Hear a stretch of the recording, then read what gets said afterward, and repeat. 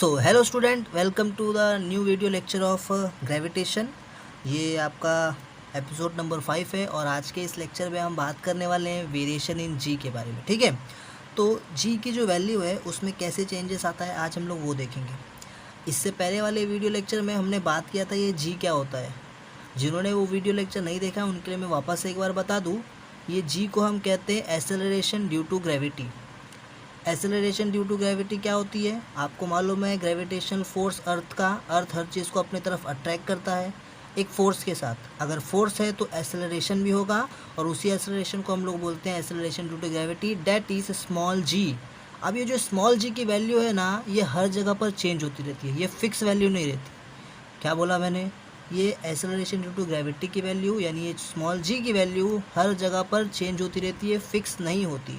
तो ये चेंज कैसे होता है आज हम लोग यही देखेंगे। ठीक है, तो सबसे पहले मैं आपको बता दूँ इसका जो वेरिएशन है यानी इसमें जो चेंजेस आने वाला है ये टोटल 3 तरीके से आता है। कितने तरीके से? 3। जिसमें सबसे पहला होता है variation by shape, variation by shape.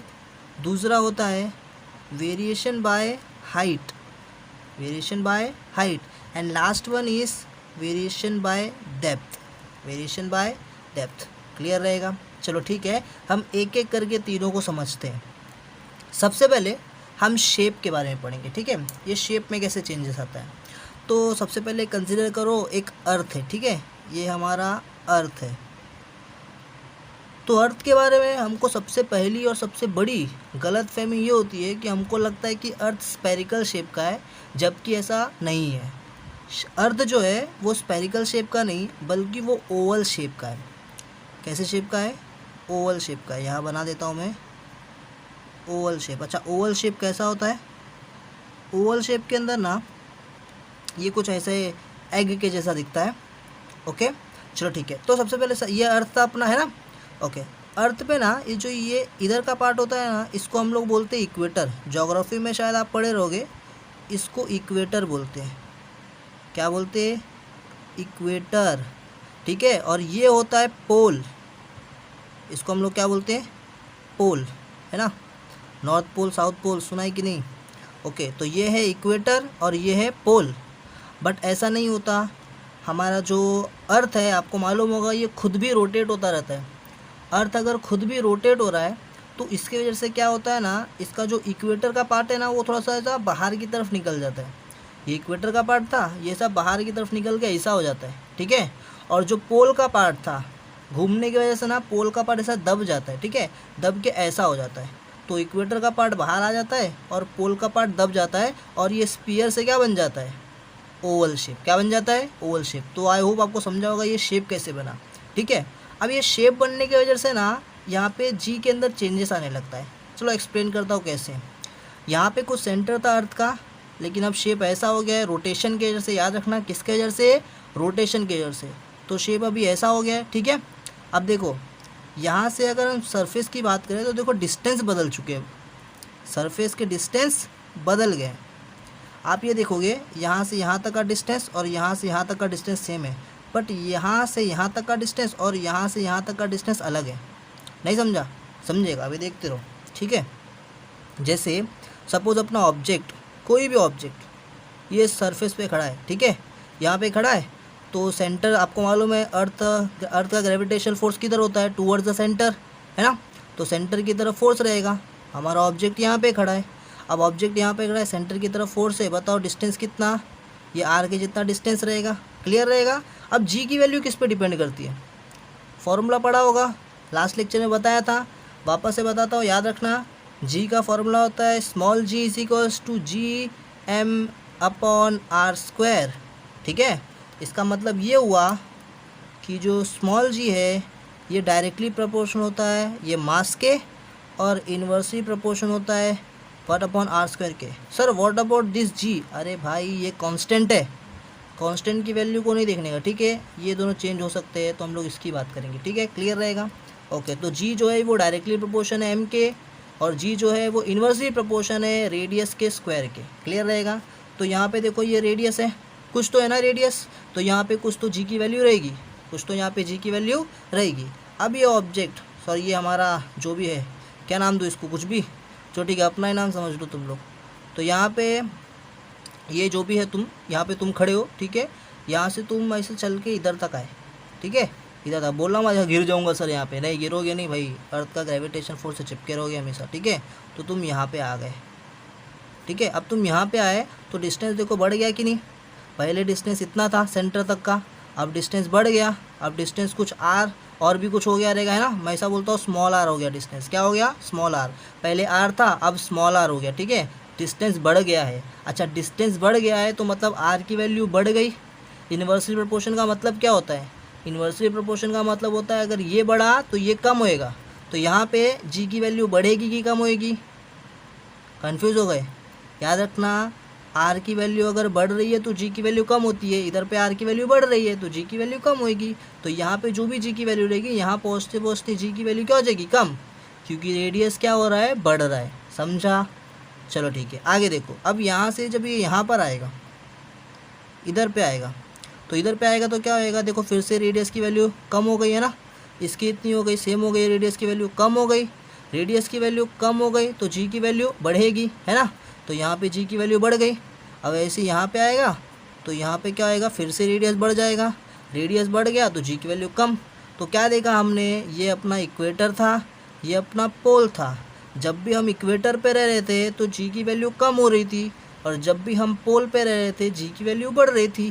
Clear रहेगा। तो हमेशा एक चीज़ याद रखना, फॉर शेप, जब भी ऑब्जेक्ट, हाँ जब भी ऑब्जेक्ट इक्वेटर पे रहेगा जी विल इंक्रीज और डिक्रीज, जी विल डिक्रीज, ठीक है क्या, इक्वेटर पे, यानी ये इक्वेटर पे क्या आएगा, जी डिक्रीज होएगा, है ना, क्योंकि रेडियस क्या हो रहा है, बढ़ रहा है, इसलिए जी डिक्रीज होएगा। लेकिन जब ऑब्जेक्ट कहाँ पे रहेगा, पोल पे रहेगा, ऑब्जेक्ट कहाँ पे रहेगा, पोल पे, तो जी विल इंक्रीज। गुड, जी क्या होएगा, इंक्रीज हो जाएगा। बोलो समझा कि नहीं समझा, समझ गया पक्का। चलो ठीक है आगे बढ़ते, ठीक है।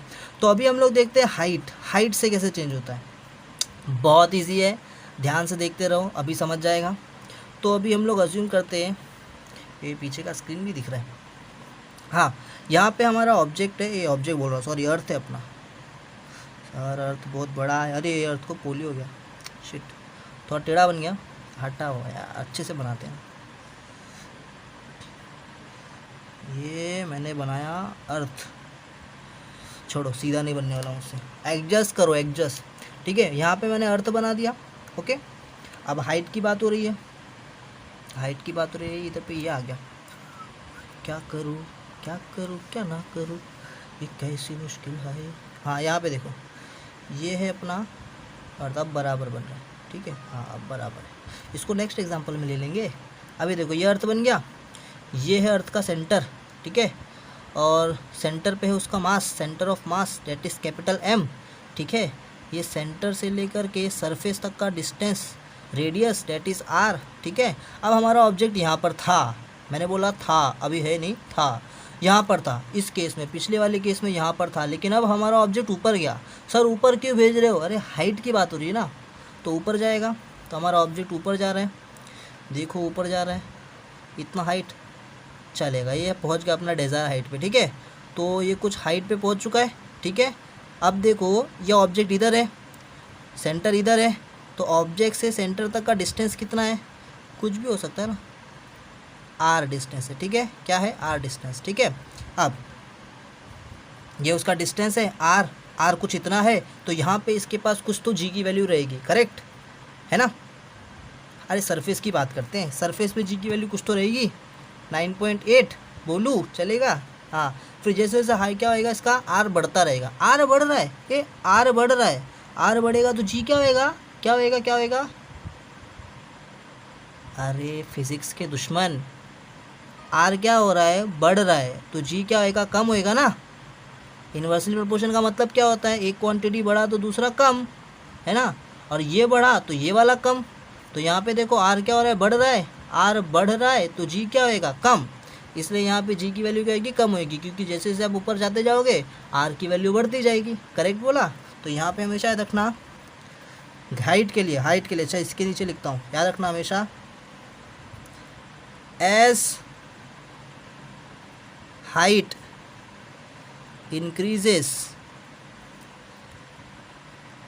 जी डिक्रीजेस। वाह वाह वाह वाह, क्या बोला है सर आपने। याद रखना एज हाइट इंक्रीजेस जी डिक्रीजेस, जैसे ही हाइट बढ़ता जाएगा ऊपर की तरफ जी की वैल्यू क्या होगी, डिक्रीज होगी। क्लियर रहेगा, पक्का।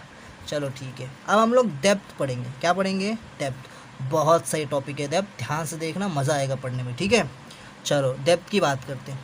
तो यहाँ पे हमारा अर्थ है, पीछे थोड़ा डिज़ाइन देते हैं ना, अर्थ भाई, ये अर्थ भाई, वो बस डिज़ाइन में बनाए सर आप तो।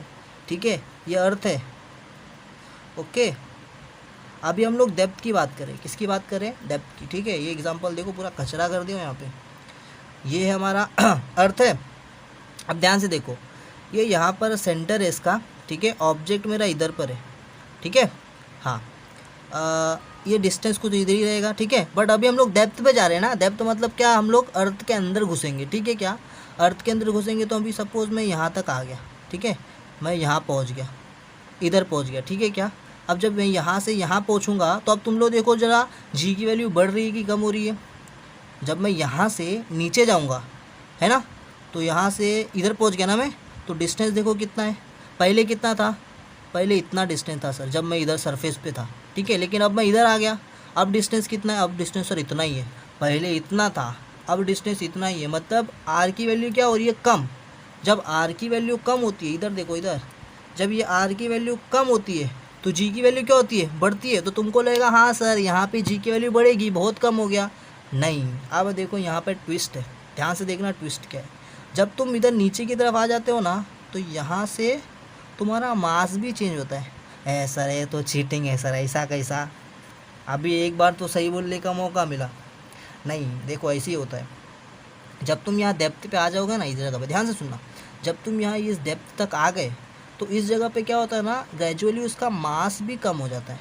क्योंकि तुम यहाँ है ना, अब यहाँ से तुम मास काउंट करोगे। जब तुम ऊपर जा रहे थे तो मास बढ़ नहीं रहा था, बट तुम नीचे आ गए ना, नीचे आ गए तो इसका ग्रेजुअली मास भी क्या हो गया, कम। अच्छा, मास कम हो गया तो तुमको मालूम है जी जो है वो क्या है, डायरेक्टली प्रोपोर्शन है मास के। अगर मास कम हुआ तो क्या होता है, जी भी कम होता है। मास कम हुआ तो जी भी क्या होएगा, कम। और याद रखना, तुम यहाँ से यहाँ तक जितना डिस्टेंस नहीं ट्रैवल किया ना, उससे ज़्यादा तुम्हारा मास कम हो गया। क्या बोला मैंने, जो यहाँ से यहाँ तक तुम डेप्थ में आने के लिए जितना डिस्टेंस नहीं ट्रैवल किए रहोगे ना, उससे ज़्यादा तो यहाँ पर आने के बाद तुम्हारा मास कम हो गया। तो मास ज़्यादा कम हुआ है, तो दोनों का अगर तुम रिजल्ट देखोगे तो जी कम हो जाएगा, जी क्या हो जाएगा, कम। तो ओवरऑल यहाँ पे क्या देखा गया कि जी की वैल्यू क्या हो गई, कम हो गई। तो याद रखना, ये भी इसके केस में भी याद रखने का हमेशा, एज डेप्थ इंक्रीजेस, वाह वाह वाह वाह, वापस से शायरी नहीं मार रहा हूँ, एज डेप्थ इंक्रीजेस जी डिक्रीजेस। क्या बोला, एज डेप्थ इंक्रीजेस जी डिक्रीजेस, जैसे तुम्हारा डेप्थ बढ़ेगा जी की वैल्यू क्या होगी, डिक्रीज। अरे सर तो जी की वैल्यू इंक्रीज कब होती है, जी की वैल्यू इंक्रीज नहीं होती, याद रखना जी की वैल्यू कम ही होती है। तो मतलब जी की वैल्यू बढ़ती नहीं, वही रहती है क्या, नहीं। दिखाता हूँ, सुनो ध्यान से सुनो, समझो इसको। ये तुम्हारा अर्थ है। ठीक है, यहाँ पे कुछ रहेगा जी की वैल्यू। अगर तुम ऊपर जाओगे हाइट बढ़ेगा तो भी जी की वैल्यू डिक्रीज़ होगी। अगर तुम नीचे जाओगे डेप्थ बढ़ेगा तो भी जी की वैल्यू डिक्रीज़ होगी। अगर तुम इधर ही पे रहोगे तो जी की वैल्यू जो है वही रहेगी। तो जी की वैल्यू क्या है, जी की वैल्यू है 9.8 मीटर पर सेकेंड स्क्वायर। एसेलरेशन है तो 9.8 मीटर पर सेकेंड स्क्वायर रहेगा। ठीक है, एसेलरेशन है इसलिए मीटर पर सेकेंड स्क्वायर रहेगा। बहुत चमत्कारी बच्चे होते हैं वो लोग ना, मीटर पर सेकेंड ही लिखते हैं बस, भाई वेलोसिटी नहीं है, ये एसेलरेशन है। ठीक है, तो मीटर पर सेकेंड स्क्वायर रहेगा। तो 9.8 मीटर पर सेकेंड रहेगा इधर पे सरफेस के ऊपर।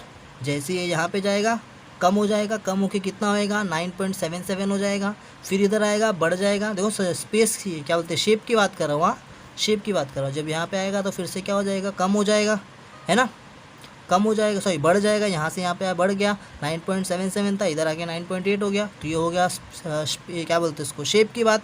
हाइट की बात करेंगे, ऊपर जाएगा तो भी कम होएगा, है ना।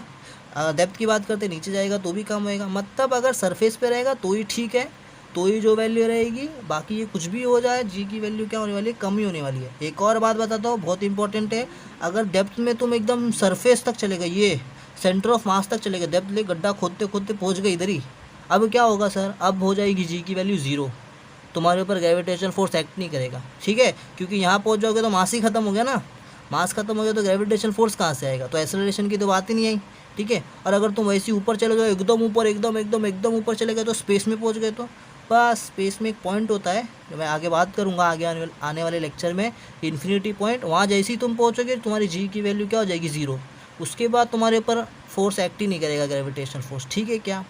तो आई होप आपको ये वीडियो समझ में आया होगा, अगर समझ में आया है तो प्लीज़ लाइक कर दो, सब्सक्राइब करो मेरे चैनल को, और सबसे मेन बात अपने दोस्त लोग से शेयर करो, ठीक है क्या, फैलाओ इस वीडियो को, ओके, थैंक यू।